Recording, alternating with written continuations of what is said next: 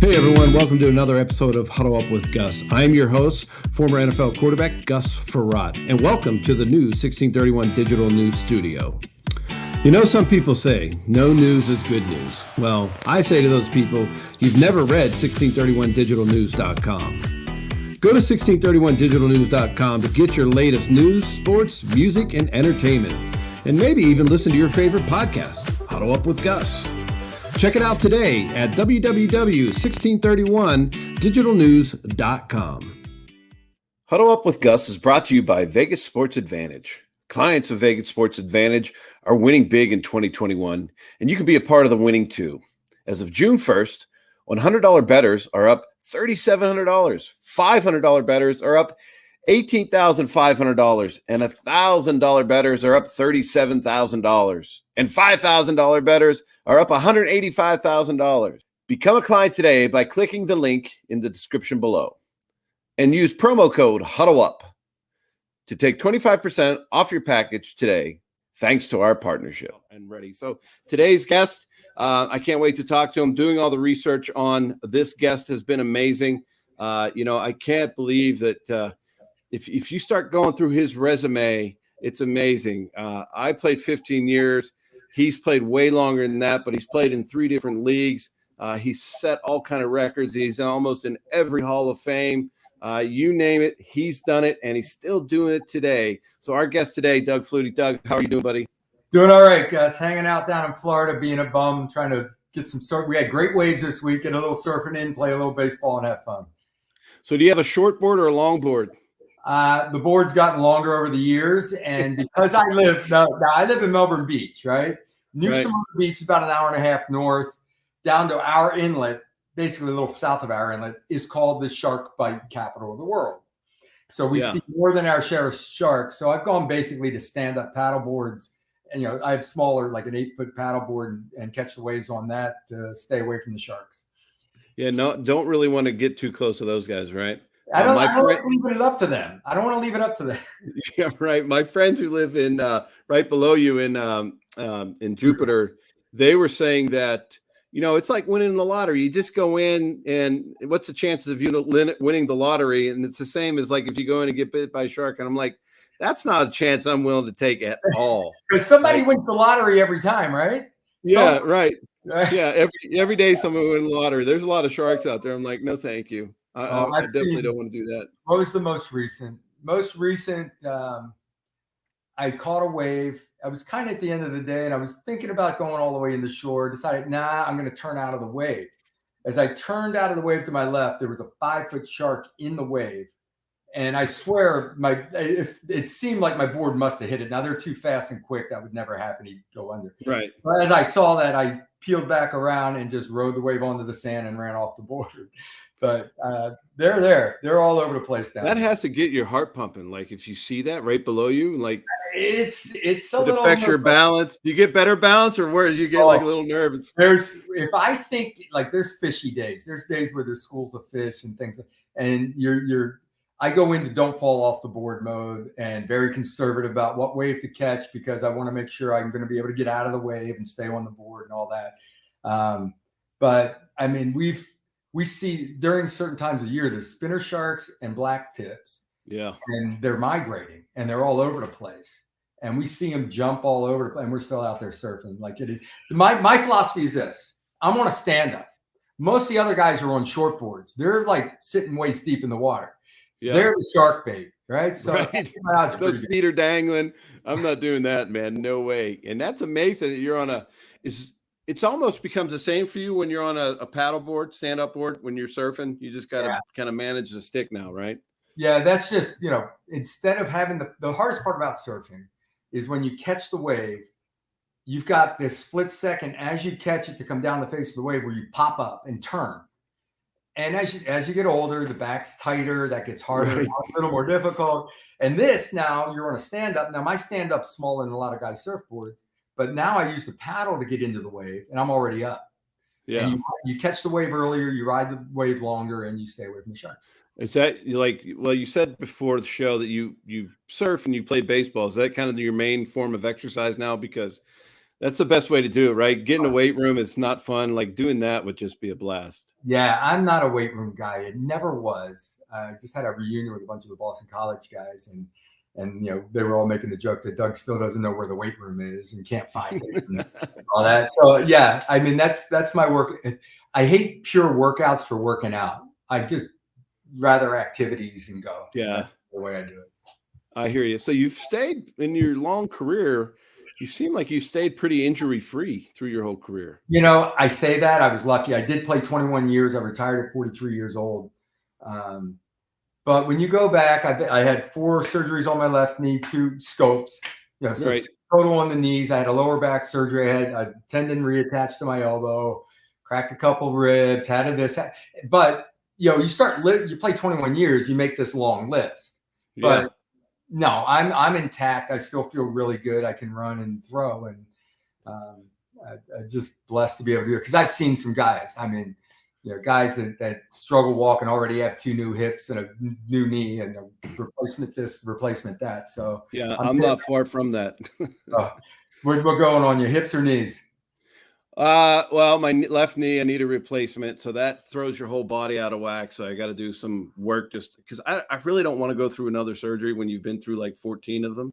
You know what I mean? And then my shoulder needs completely done. I have a labrum and a rotator cuff tear in my right throwing shoulder. So I haven't really thrown a football in like 10 years just because I can't so I just try to, as long as I can golf, I'm all right and go fishing. Like you like to surfboard, I like to go fishing. The one, yeah, come on down to your friends at Jupiter. We'll meet up down there because the fishing down. I'm not a fisherman, but I'm willing to learn. Right. The one thing for me, my arm is, I think I tore the tendon, had it reattached when I was like 33, 34 years old, and it was like starting over. It was like I was back to being a 20-year-old throwing the ball. So my arm still works for whatever reason, and I'm not going to ask why. Well, you're playing baseball now. That's amazing. I mean that. It's not the same as being in front of but out there, but you still get that intensity. Like a lot of us don't get that anymore. Oh, it's we play these tournaments, although we just got back from Fort Myers. We got another one going on out here at the Washington Nationals old facility here in Melbourne coming up next week or the end of the week. And these tournaments, your guys come from all over. They're like 60, 70 teams. It's the Roy Hobbs World Series. We play at JetBlue Park over where the Red Sox spring training is and all the Red Sox fields and all that. It's really, it gets you going. It's competitive. There's some former minor leaguers, guys that can rate. There's and then there's the old guy too. I mean, it's the Advil tournament. There's going to be a pulled string. There's going to be a torn Achilles somewhere. But it's not a kegger anymore. Everybody's passing around the Aleve now. Yeah. It's not like when we were young, like everybody's going to have a drink. Now everybody's like, hey, you need some medicine, like before you even start. I get that. Oh, yeah. But, I want to talk to you a little bit. Like you lived multiple places growing up. You were born in Maryland. You moved to Florida. Your dad was in aerospace. And then all of a sudden you go back up to Boston. Like, I assume that you had a lot of fun in Florida when you were living down there, because even when you were in junior high, you were winning everything. Yeah, I lived, I was living a block from the beach, a block from the river in Florida, basically in the town that I am now, Melbourne Beach. And you were outdoors all day, outdoors, running around, playing, and I played all 3 sports for basketball, baseball, and football. And it was nonstop. And it was just a way of life. It was like you're throwing a pair of shorts, you're dressed, and you just go. And I think that really lent to my athleticism growing up. And then my father decided, he didn't like the school systems down here and wanted to get up north to the Boston area.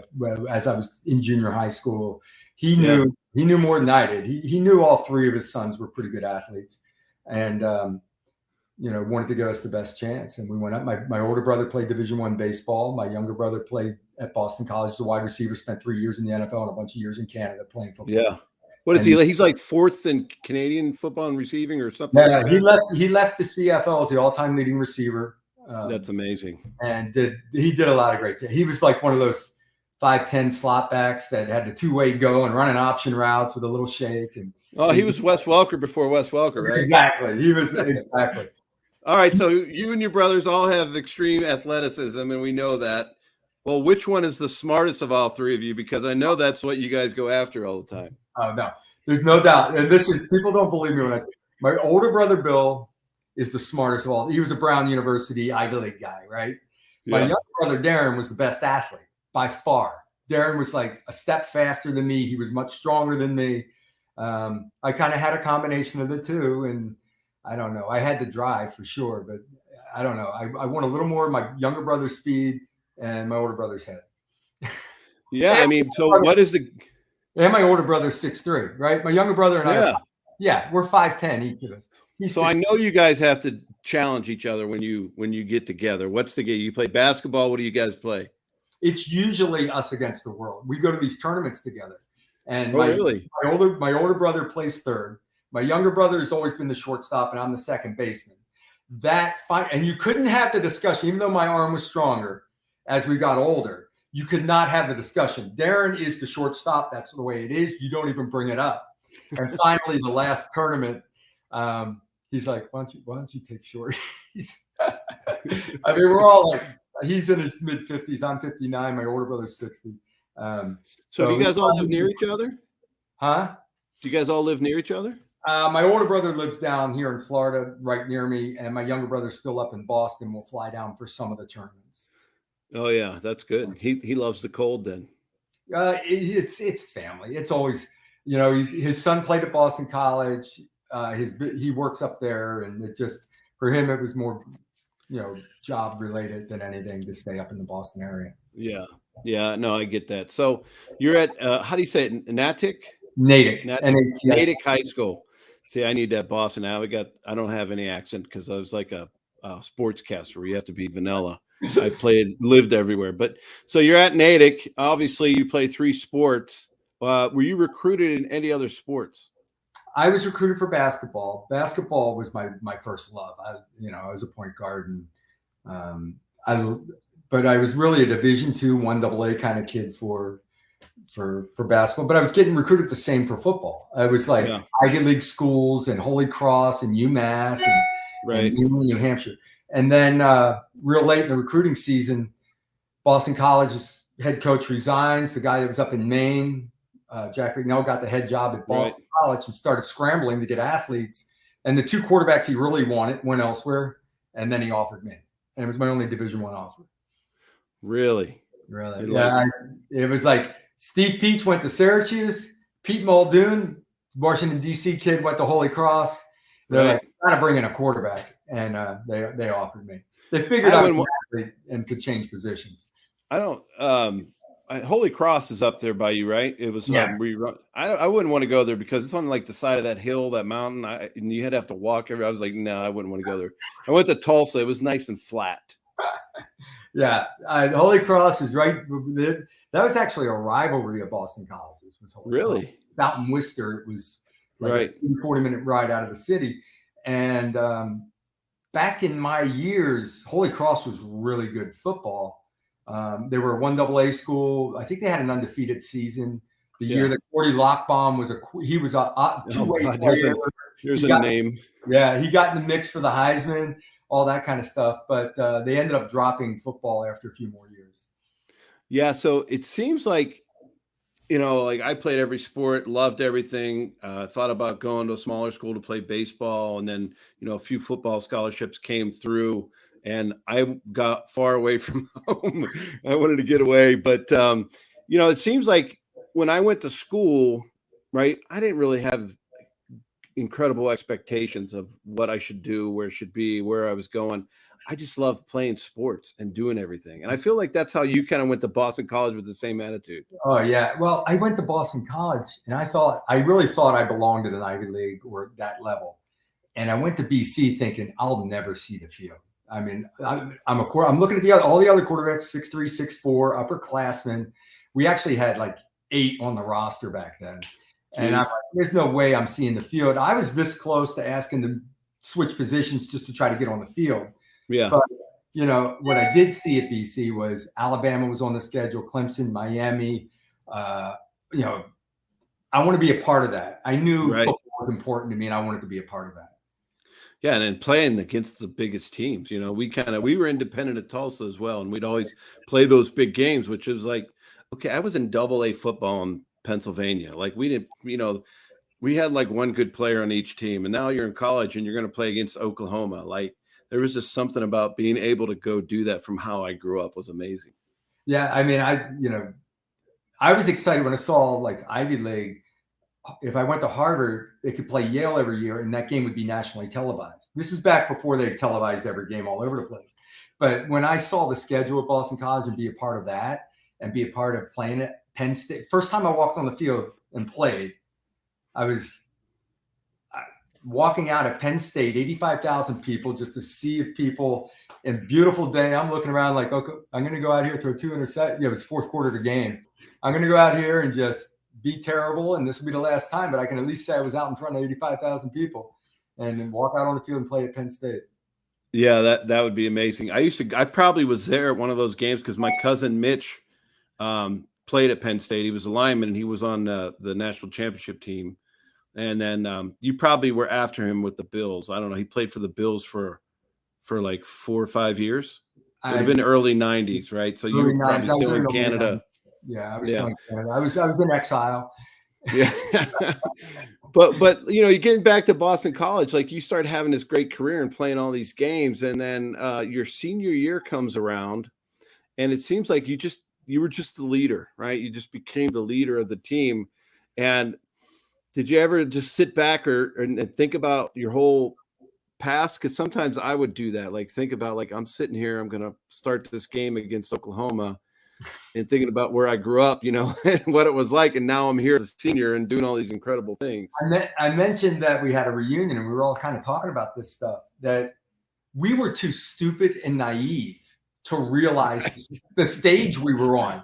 We went down to Alabama to play, and it's like, this is fun. Look at it, we're in Alabama. Who would have thought, we're a bunch of stupid New England area guys mostly. And it's like, we belonged at Harvard and Brown, and we're playing at Alabama. This is fun, and we have a blast. And we go in and come from behind and beat Alabama at Alabama. We go to Clemson, and our head coach, Jack Bicknell, they warned Jack and I, Coach Bicknell at the time. Right. We're talking on the bus on the way to the stadium, and I'm like, look at this. There's tiger paws in the highway. Look at it. This is cool. All the highway, there's tiger paws. And we pull in, and Coach is like, yeah, they said that we really shouldn't be on the sideline when they come down off the hill and touch the rock and run down onto the field. I go, really? What do they do? They touch this rock thing and come down. That's pretty cool. We got to see this.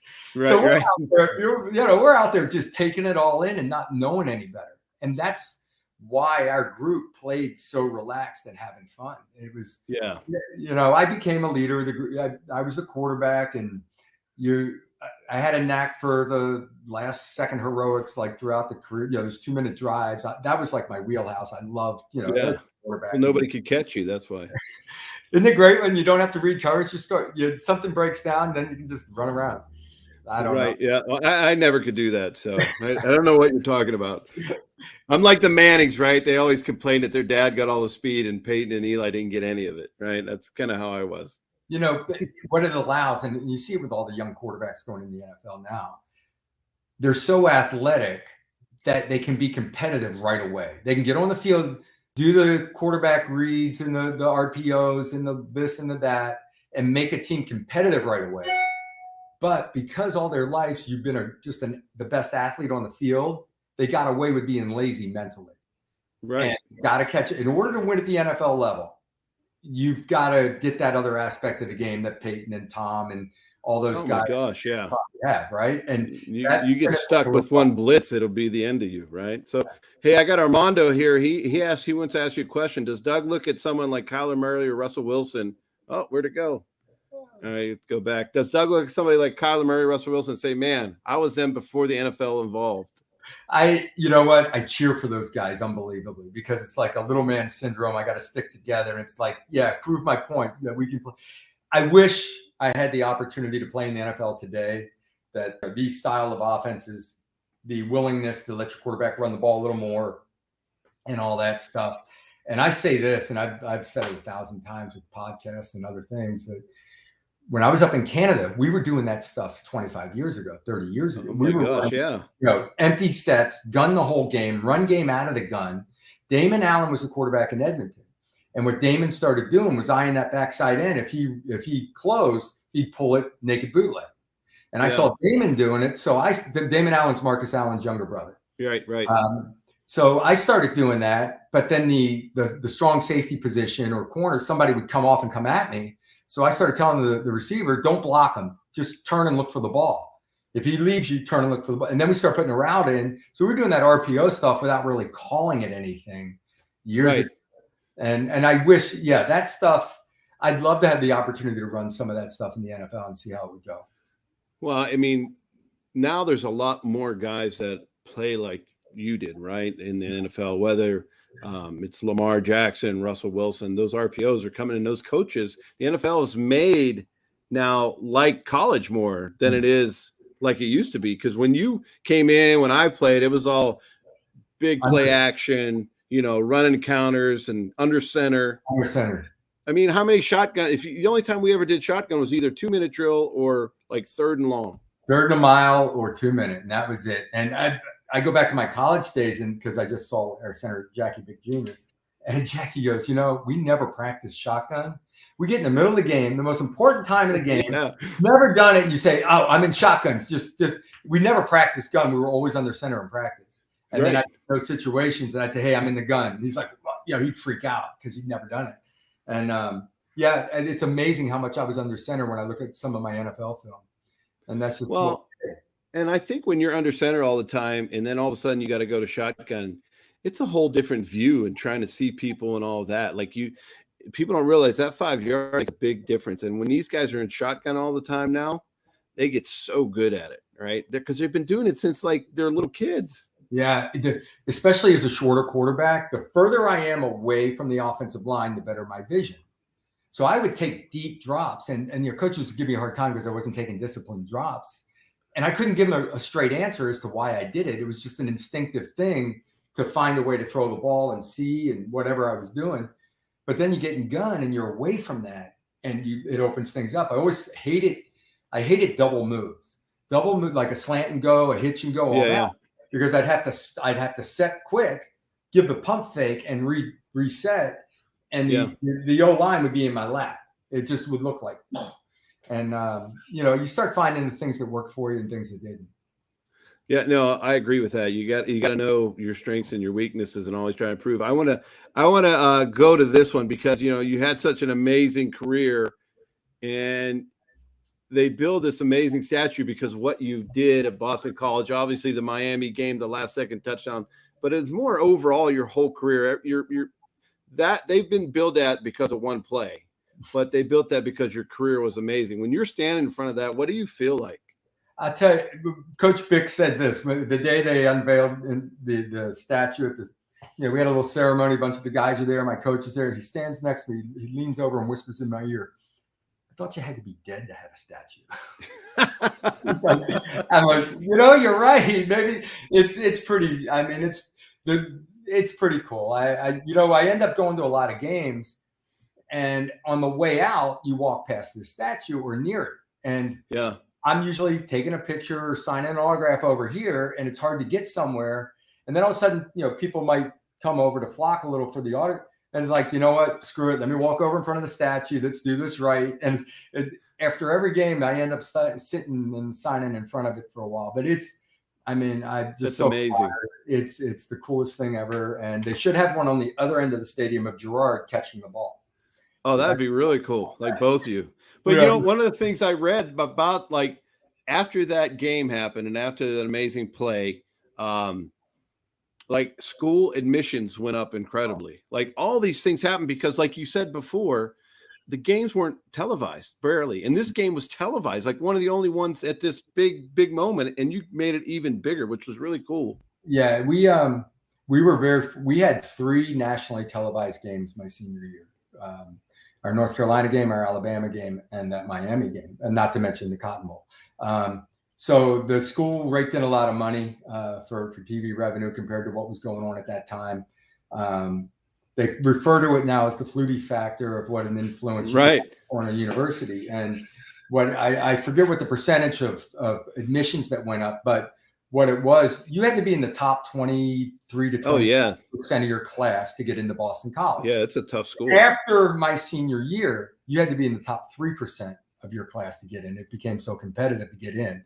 And, it raised, because I remember there being one of the professors wrote an article in the school newspaper that, we're selling our soul to be successful in football. And it was exactly the opposite. Because of the success of the football program, it upgraded the education. Yeah, that's smart. I mean, don't you wish they would have had NILs back when you were playing there? Like you would have had every person in Boston coming at you. Man, that's crazy now. When I was in college, our family, we had nothing. If I didn't get a scholarship, I wasn't going to school. Right, I was the same way. And the fact that I was on campus, I was on scholarship, I could eat 3 meals a day. I could eat, I had food at my anytime I wanted. Yeah. I'm like, yes, I thought I had the world, I couldn't imagine having a name and likeness situation where I was getting endorsements while I was at school. I know, that'd be crazy. Like all of a sudden, I was happy when my dad would send me $50 to college, right? And I'm like, oh, me and my buddies, we're going to go eat. You don't get to do that stuff. Now it's like, oh, could you imagine the kid from Oklahoma, I think did $1 million deal. Oh my Lord. I didn't hear that, but that's amazing. And all the power to him. I worry that it's going to change the haves and have-nots of college football. There already is a discrepancy because they're able to, the programs that are winning, it perpetuates, they're getting all the best kids and they're continuing to win. And now you're at a big school where you have boosters that are nuts about their football program and promising these endorsement opportunities. And they're just going to keep the rich will get richer and the others. I potentially see someday there's divide happening of almost like a 1AA level and the big boys or whatever. I don't know if that's going to happen, but that's well, and I also feel for all the other sports in those schools, right? They're, how are those kids that don't have any money, that aren't doing anything? They might be playing, girls softball, volleyball, all these other things. They probably are not getting any of those opportunities. Yeah, and someday they'll feel bad for them, so they'll give them something, and it's like $50 for this or $100. Right. For the kid getting the good money. And it's always been that way at the college level that your football and your basketball program. Oh yeah, carry the rest of the athletic department. The rest, the Olympic type sports, just they're not raking in the money, they're not bringing in the fan base, they're not having the TV revenue. So they rely on their football and basketball program to bring in that revenue to support the rest of the programs. Yeah, I think the NCAA opened up it would be like if you were on a surfboard and you were paddling out in the middle of a bunch of black tip sharks. You just opened up this whole can of worms. I don't want to really swim in that. No. Turn around and paddle back in. I'm done. Yeah. So, you talk about your parents and your humble background. You really didn't have much growing up. And then I see the trophy behind you. And then you get to that point after your season, plus you won. You were college quarterback of the year, Maxwell Award, all these things. And I wonder, since your parents, were they seemed like they were very well educated. Were they, I'm sure they were proud of you. Were they more proud of you for that? But you were also up for a Rhodes Scholarship. You also won a National Football Foundation scholarship. Your academics were just as stellar as your athletics. They pushed. In fact, when I made the decision to go to BC, my parents wanted me to go to Harvard. My counselors and teachers wanted me to go to Harvard because I got accepted. Right. And I knew how important football was to me. So I went, the Division I level, even though I'd probably sit the bench and all that. Yeah, that's something I was very proud of. They were proud of me for that. That I take a lot of pride in the fact that I was in that situation academically and had a chance to, I don't know, be that. I don't consider myself a scholar. I'm not an intellectual. Tom Brady's an intellectual that plays football. You're right. I'm a jock, and I put in my time to do what it was like a game. I studied to pass that test, and I get past that test and I dump it and I go to the next. It was because I wasn't someone that took the best notes and prepared the best and all that.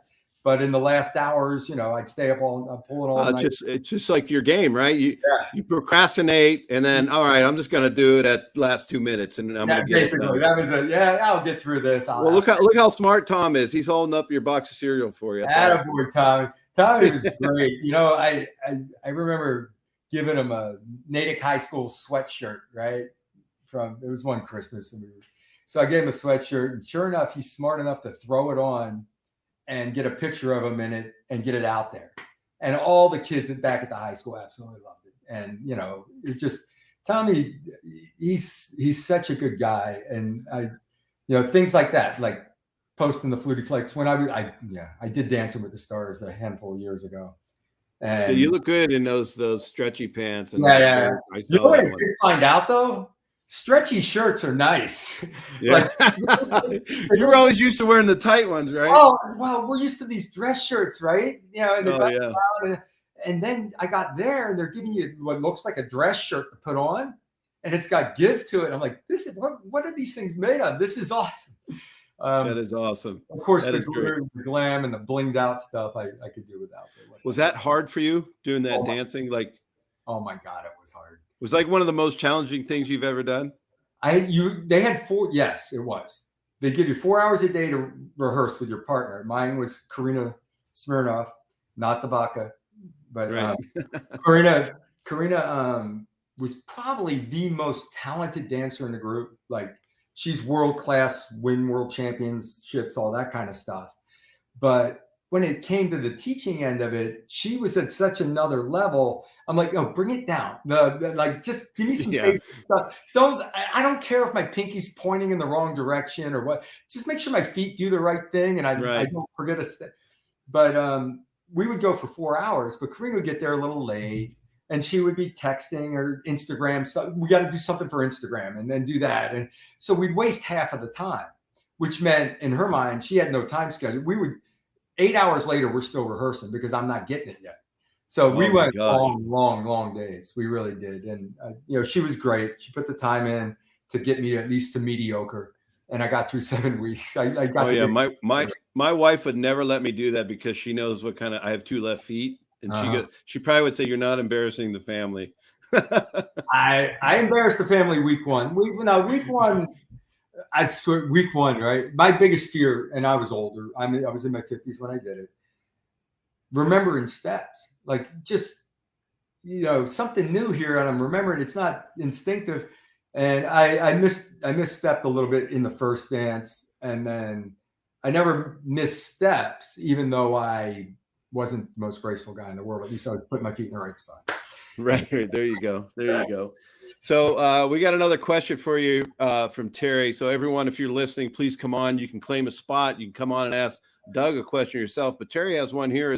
She wants to know, what is your favorite memory of playing in the NFL and your thoughts on the Bills getting to the Super Bowl this season? Boy, the first thing that comes to mind for me was in my first start in Buffalo. I had been out of the NFL for 9 years, 8 years. It was over 9 years between starts.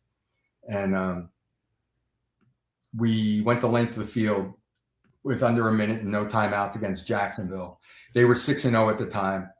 And on 4th down, I ran a bootleg in and ran it in for the winning score and all that. And that was kind of the moment that I had arrived back in the NFL. But what was more important than that was week 1. Week 1, I just was happy to be on the roster and make the roster and all that. And Rob Johnson had gotten banged up, and I went in the second half, threw a couple touchdowns, and put us in a spot to win the game. We go the length of the field. We had a chip shot of a field goal to win it, and we missed the field goal. But that was the day that I knew this is going to work out. This is definitely going to work out. I belong.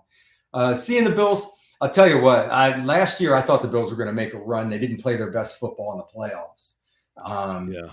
But I love Josh Allen. I think they're really good this year. I don't know what the heck happened last week. Oh man, he's my fantasy quarterback in our family league, and I was like, what are you doing? I really didn't watch the game. I just kept seeing the score. I'm like, are you kidding me? When's it gonna? Let's go, kick it in. What's going on over? But I really think they're a good football team. They're built to win late in season 2 and nasty. When the weather gets nasty, they're still going to. Nobody wants to go to Buffalo. No, you don't want to play there. We lined up. We were playing the Patriots there, and it was snowy and really windy, like 35-mile-an-hour gusts or whatever it was. And Peerless Price, wide receiver, track guy from Tennessee, slick. He's out there standing up, and on film, this wind gust came up and blew snow in my face. I remember turning my head to the side for a second, letting it die down, and going back under center, snapping the ball and running the play. On film, Peerless is standing up out there in a 2-point and got blown backwards 3 feet and had to walk back to the line of scrimmage and realign. I mean, you don't throw for 400 yards in December in Buffalo. Yeah, no, it's crazy. And then you watch some of the old games from the early 90s when they went to 4 Super Bowls and what Frank Wright did and all those. I mean, I don't know how like teams from the South would have, like, they never win when they go north. Like remember Tampa Bay would always go play Green Bay and they never had a chance. Have current events affected the ability for you to pay your bills? Has your credit card debt overwhelmed you? Has your income decreased because you're working less, or have you lost your job? Credit Card of America may be able to help you find a solution to this problem. We offer a free, no-obligation consultation to learn how you can cut your payments by up to half and potentially lower your interest down to zero. Credit Card of America is an A+ rated nonprofit company that will work on your behalf. Credit Card of America is licensed in all 50 states and has counseled over 1 million consumers struggling with debt just like you. Let us help you analyze and prioritize your debt. Negotiate with your creditors to reduce interest and payments. Set up one affordable monthly payment and provide ongoing education and support. Call now for a free no-obligation consultation and learn how you can become debt-free. Call 800-725-8904. That's 800-725-8904. 800-725-8904. Do you use Viagra or Cialis? Have you been thinking about trying Viagra or Cialis? What if we could promise you the same results for less than $2 a pill? If you're paying $20 a pill for Viagra, you're being taken to the cleaners. Our pill delivers the exact same results for less than $2. We'll do the math for you. You save more than $16 a pill for the same results. Want more? We'll give you 45 blue pills or 45 yellow pills for $99 and add 5 more pills free. You save more than $500. You don't have to be a rocket scientist to know what to do next. You need to call us at 800-726-6314 and get your 50 pills for just $99. Stop overpaying for Viagra. Call us and start saving a ton of money for the exact same results. Ordering is fast and easy with your pills delivered to your door in an unmarked package. Call us right now. 800-726-6314. 800-726-6314. 800-726-6314. Texting enrolls you into reoccurring automated text messages. Message and data rates may apply. Come on, one more rep. You got this. 10. There it is. Nice work, man. You're a beast. Thanks, man. I feel better than I have in years. And I got to tell you, taking Nugenix makes a huge difference for me. Nugenix? That's the testosterone booster with TV ads with Frank Thomas. The big hurt, right? Oh, yeah. The patented key ingredient is Testofen, which helps boost free testosterone levels and increase lean muscle mass. Well, it's clearly working for you. Hey, are they still giving out complimentary bottles for people to try for themselves? Yeah, Nugenix is a great way to increase lean muscle and feel stronger with more energy and endurance. Man, I need to get a complimentary bottle of Nugenix. No problem. You just got to send them a text. Text GRIT to 42424 right now for your complimentary bottle of Nugenix, the #1 selling free testosterone booster at GNC. Plus, text now and we'll include a bottle of new Nugenix Thermo, our most powerful fat incinerator ever, to help get you back into shape fast, absolutely free. Text GRIT to 42424. That's GRIT to 42424. You're built a certain way, right? And I say this about dome team. I was in Toronto that dome. I played a zillion yards. And then we got to go out to the prairies and play in Saskatchewan or Calgary in November. And it's like, I'm going to start running. But yeah, they don't want to have to deal with it. There's a mental aspect of it. And you learn later not to put on so much stuff. Find a way to keep your hands warm. And go. I started wearing gloves. To throw the ball, not because they kept my hands warm. In fact, your hands get colder because you can't rub them or put them up under your pads. But it gave me a consistent grip on the ball, and I could just let it fly without worrying about my grip. And that's the worst. Is wearing gloves and trying to get them in your pouch, and they are all sticky, and you know what I mean. Like that was the worst thing ever. So, I wanted to ask you a little bit about the CFL because that is not an easy place to play. Like you mentioned, you played in a dome, but you played for other teams as well. And the weather can get unreal. Like, because I have family that live in Canada. My family came through to the States through Canada, so I have a ton of family members in Saskatchewan, Saskatoon, up there, and then we're in, outside of Buffalo. So I have family all through there. And my uncle called me one time from Saskatoon. He goes, "Hey, will you come up and speak at a function we have right after your football season?" I said, "Well, what's the temperature right now?" He said, "It's not too bad. It's like minus 25. And I'm like, yeah, I don't know. We might just stay here where I am. It sounds a lot better. But I mean, playing that would be insane. We played a game in Calgary, a playoff game against Edmonton. And at kickoff, it was minus 24, and it was a windy day. It was like 30-mile-an-hour winds. So it started to snow before the game. At halftime, they took an extended halftime to plow the field. They shut off the heaters to save the propane, and couldn't restart them in the second half. So we went second half with no heaters. It got down to minus 44 with a minus 85 wind chill. And it was the most miserable thing I've ever been through in my life. It was miserable. How do you get through? Like, your helmet's just got to be so hard. Like that. It was ridiculous. I don't know why I ever left Florida. That's it. It's no coincidence. I played in Buffalo. I played in Chicago. I played in New England. I played 8 years in Canada. At the end of my career, I got to spend a few years in San Diego, but I was done being cold. Yeah, I played. I don't know what team I was on because I've played for 7.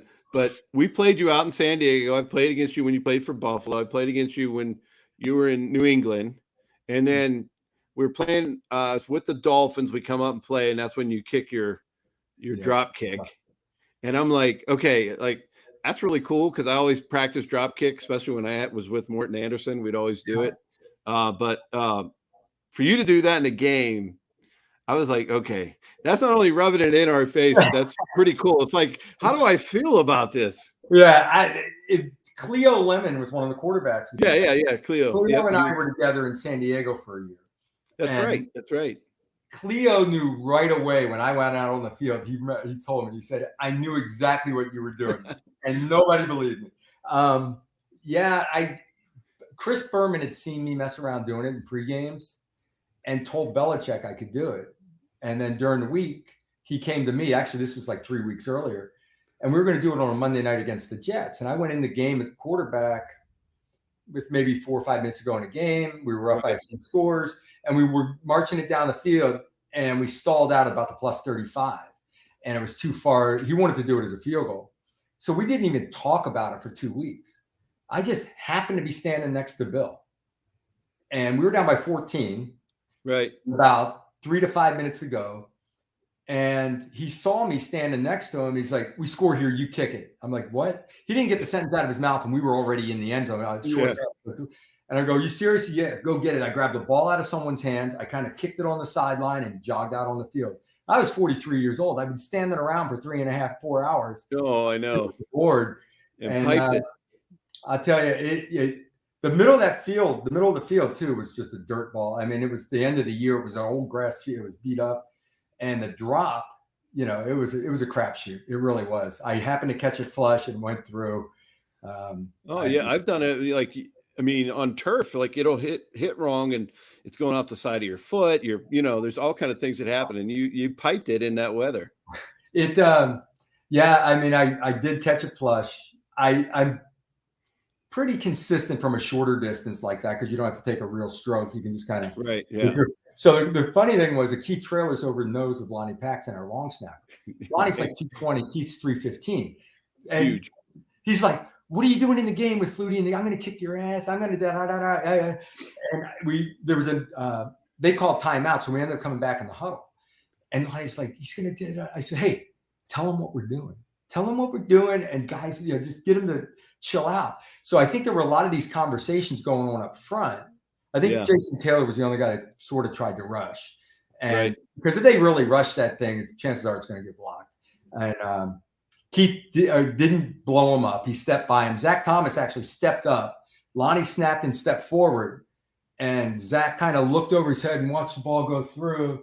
It's like, what the F was that? Yeah, right. And Lonnie looks him in the face. "That's a drop kick, mother. It hadn't been done in 64 years. Yeah, that's what I was wondering. How many were there in the NFL? Is that like it hadn't been done since like 1941.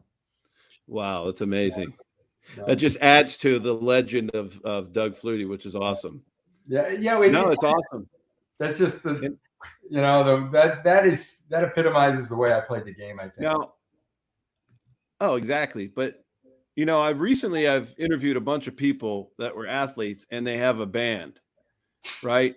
And I'm like, why are all these guys so musically inclined? Like, it's like they have a band. So you have a band called the Flutie Brothers, right? Are you still doing that? We're still doing that. In fact, we're going up to Buffalo in a couple of weeks and doing some stuff up there.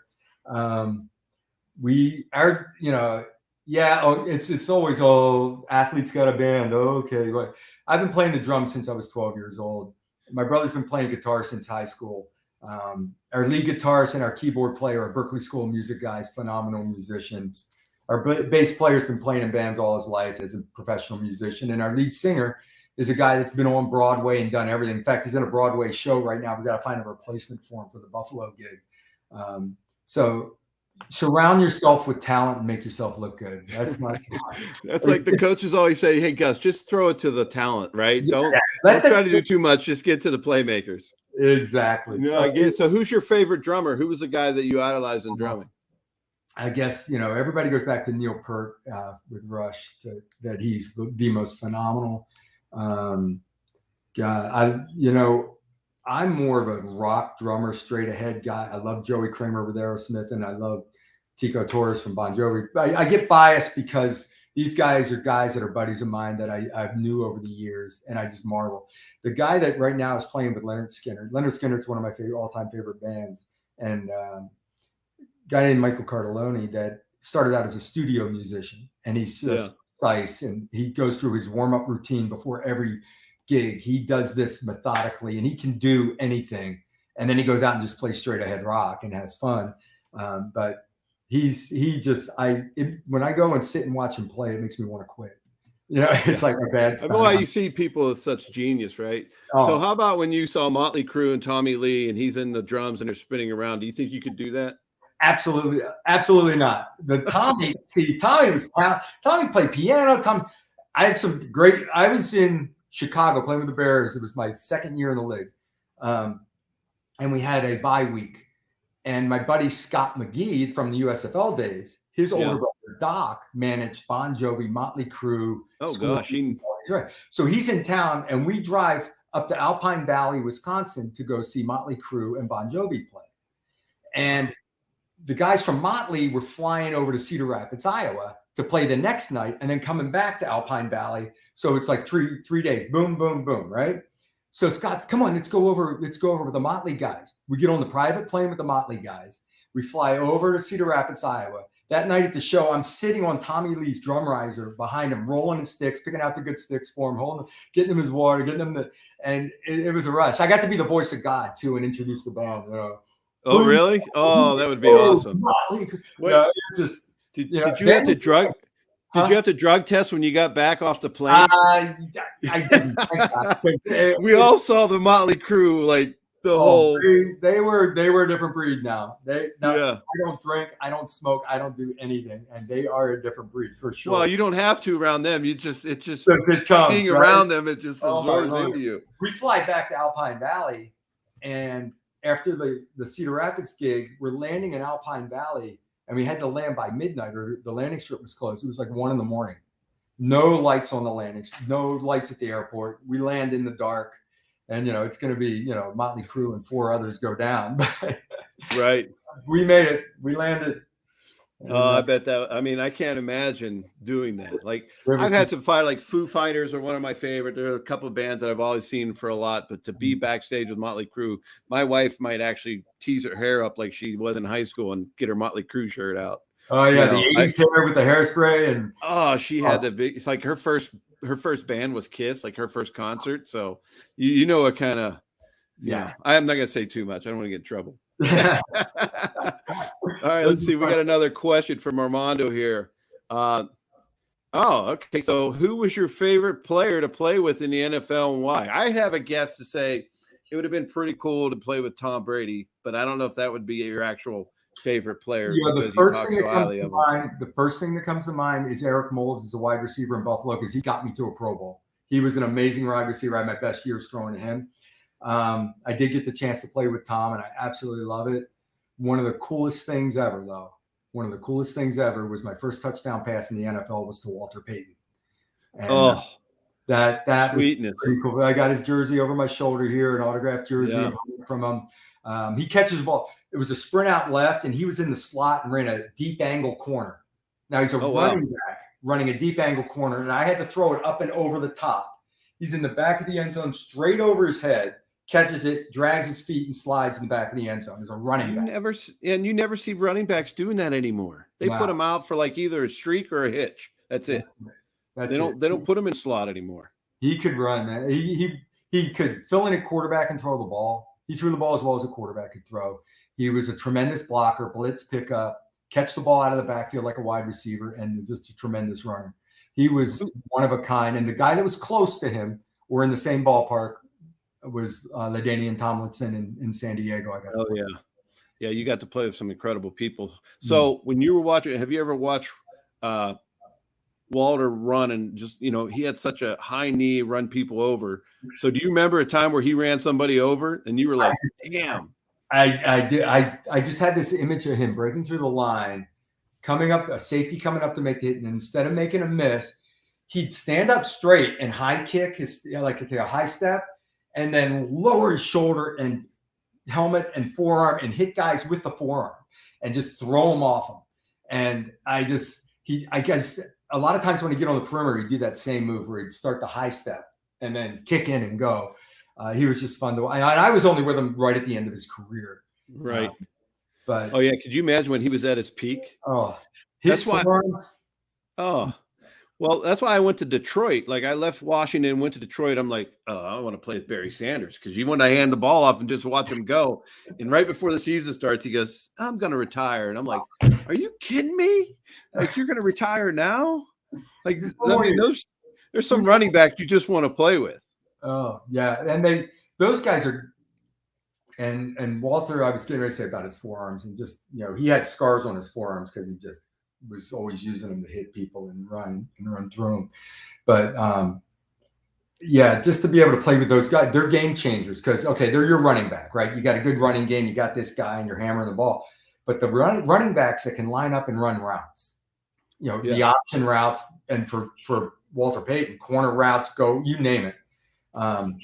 It just is a game changer because those are your matchups. Your good tight ends and your running backs can get these matchups and they can change the game for you. Yeah, I mean, that always. I mean, when we played, the running backs were such a big part for us, right? They were just handed off. They're going to in play actions. Right now, it's just like doing the RPOs are a little different. I think the running backs don't get that downhill running style anymore. No, it's more, everything's about space. Everything's about numbers and space. In our day, we called power O and we're freaking running it. We're going right here and it. We're going to motion the Z receiver down and you're going to block him. We're going to have 9 guys block. We got 10 guys blocking. We're going to, when we called the run, I mean, we had our run checks and all that, but we ran into loaded boxes all the time and just slamming the ball in there. And these guys could carry the ball 30 times a game. Your offensive line would wear people down. Your backs would get strong. Guys like Herschel and Bo Jackson, and they want the ball. The more they get the ball, they're going to break one. They're going to hammer people down, and then the play action game was your big plays. And passing the football wasn't the high percentage game that it is now. Now it's wide receiver screens, RPOs, little this, that, and these guys are like 70% completions. Where in my day, you were in the 50%, but you probably averaged a lot more per reception. Oh, yeah. I mean, think about all the guys that the quarterbacks have played around us. It was all big play action and, doing those 25-yard throws downfield. That's what the coaches love. And now it's like, get the ball out of your hands. Because, if you got 5 wides out or your running backs out, you don't got a lot of protection. And these athletes at defensive end now are ridiculous. The guys rushing the quarterback are crazy. Yeah. And they're running as fast as the receivers. It is crazy. Who's Peppers? Julius Peppers. Didn't he run like a 4.29 40 or something stupid? like I went to the CFL for 8 years through the 90s, came back in 98, and I could run a 4.5 40. And I came back at 33, 34 years old, whatever I was, I could still run my 4.5 40. But now, instead of being defensive back wide receiver speed, I'm defensive end linebacker speed. Defensive ends and linebackers are running me down, and I'm still it's amazing how fast, how athletic everybody's getting. Well, crazy. The first time I played with the Vikings, Jared Allen was defensive end. And we go do sprints in the offseason, right? I just get there. We're doing sprints. And I line up with the quarterbacks and running backs. That's who always ran together.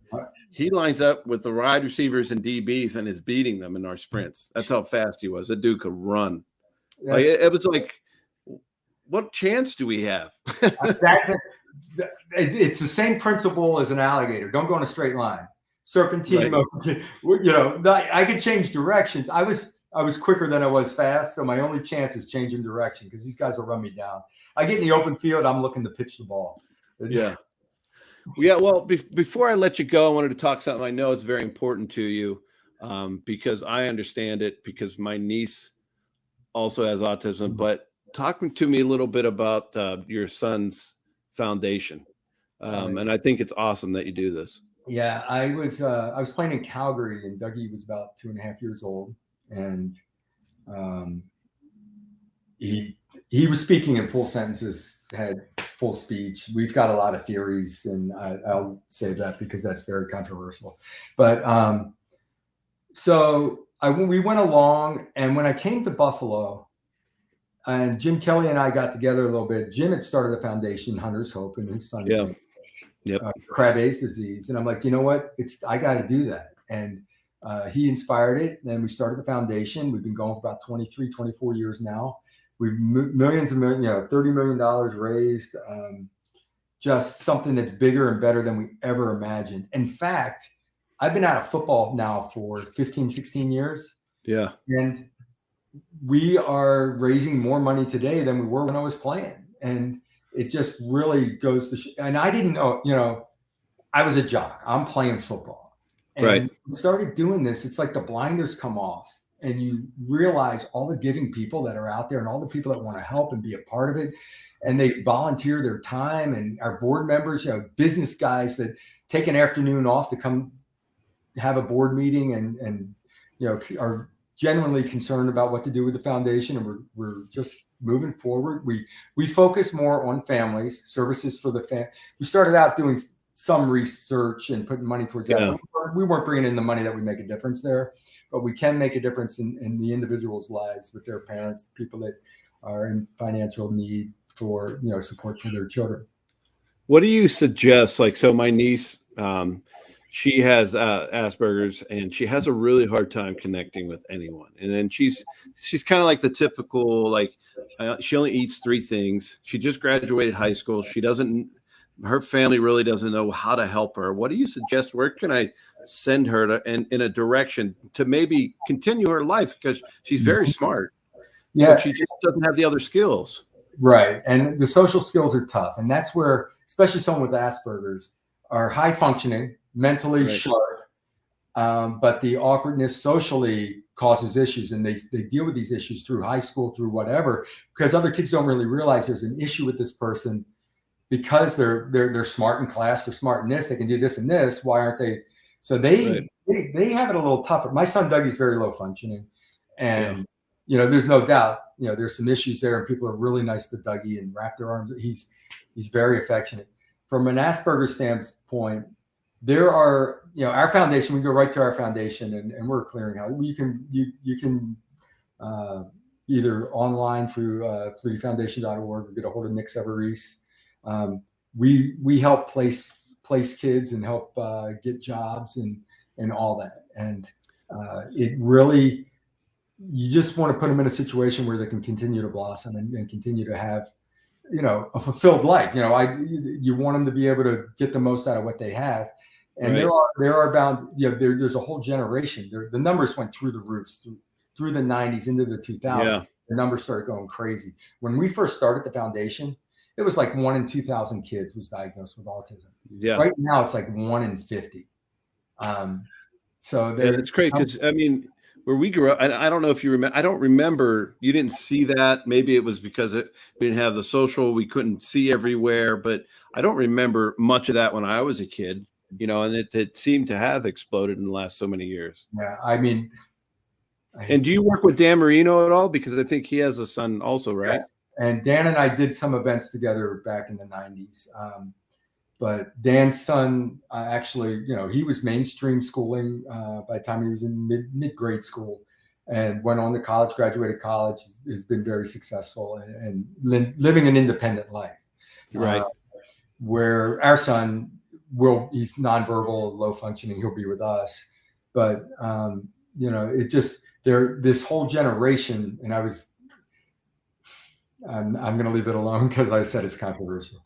But there's a whole generation where the numbers went through the roof, and there's this whole generation now becoming adult. And that's the big problem now, or the next area is there's a lot of things and mechanisms in place now for children to get help right away, to get into school, to get one-on-one tutoring, hand over hand, right. ADA, everything else.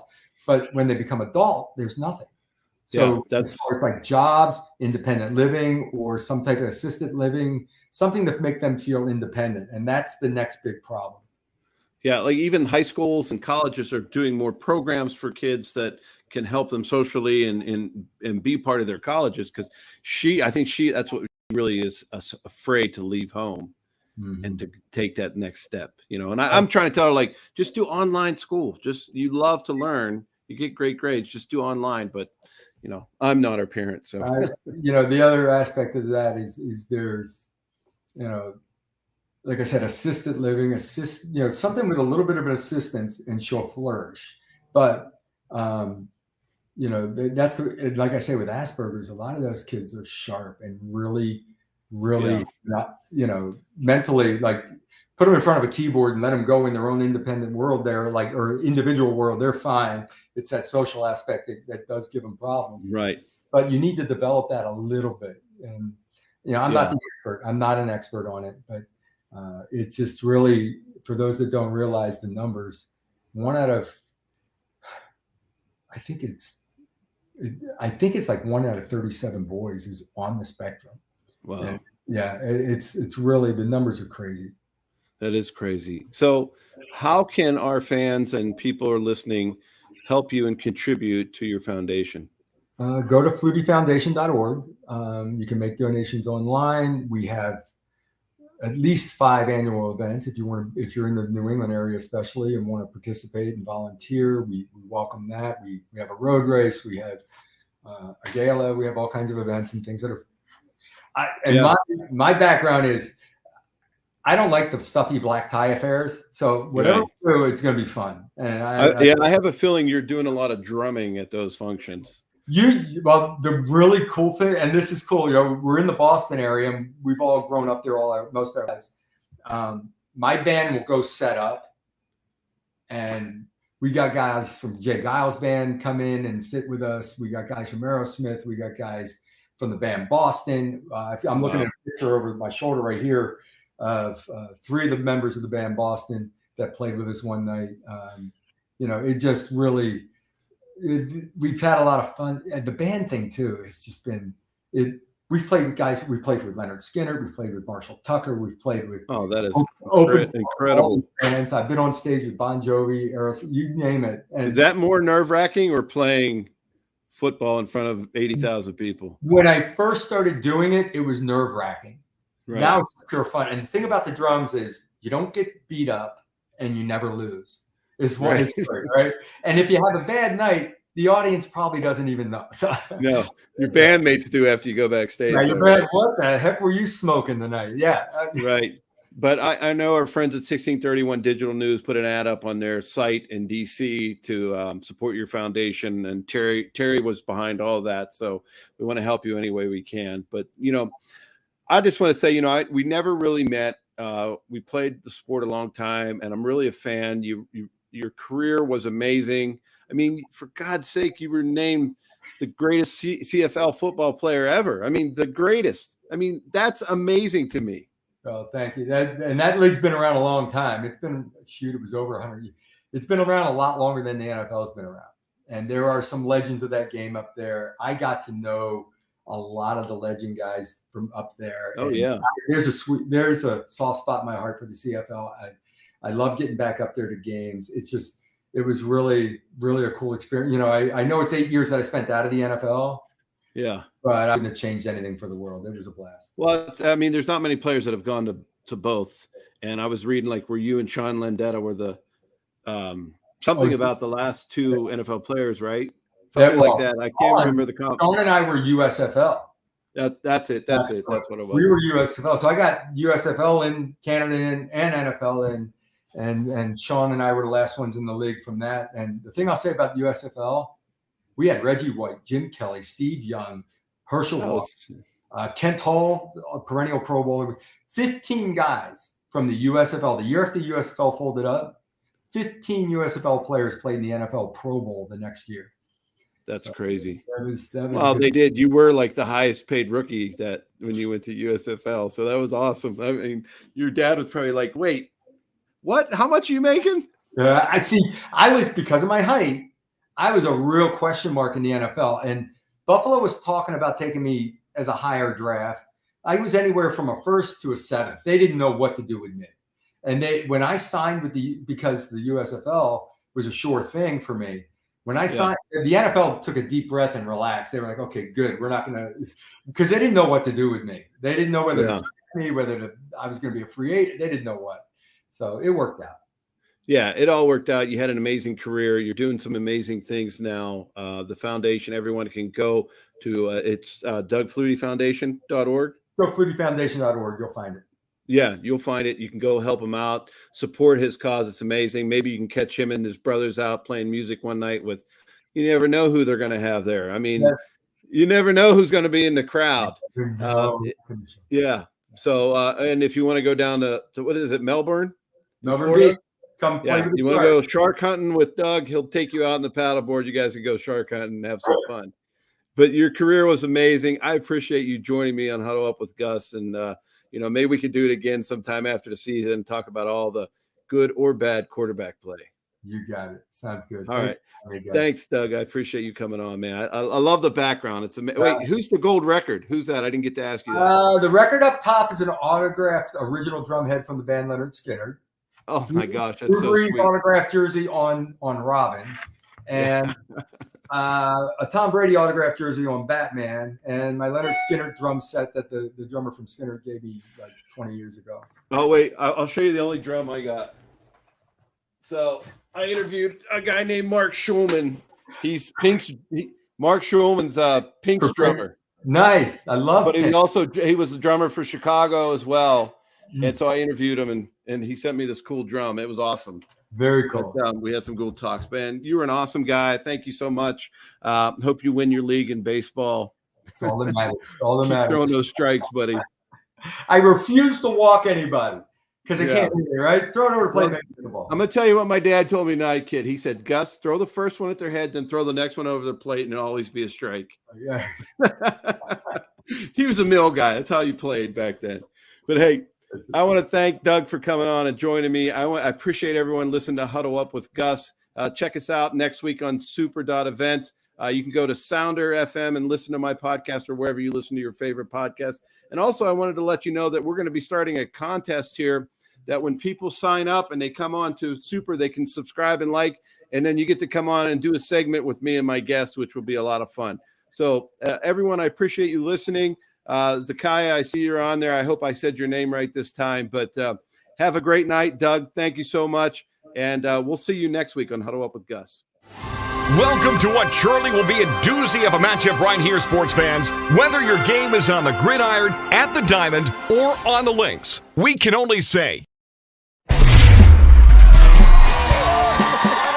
welcome to this week's Huddle Up with Gus. 15-year NFL quarterback Gus Frerotte, passion for sports, has taken him on the field and behind the benches, playing for 7 NFL franchises with 114 TDs under his belt. Gus knows who the players are and how the games are won. It's not every day you get to hang out with an NFL quarterback, huh? Okay, sports fans, from the decked out and plush 1631 digital studios, it's kickoff time. So snap your chin straps on and get ready to huddle up with Gus.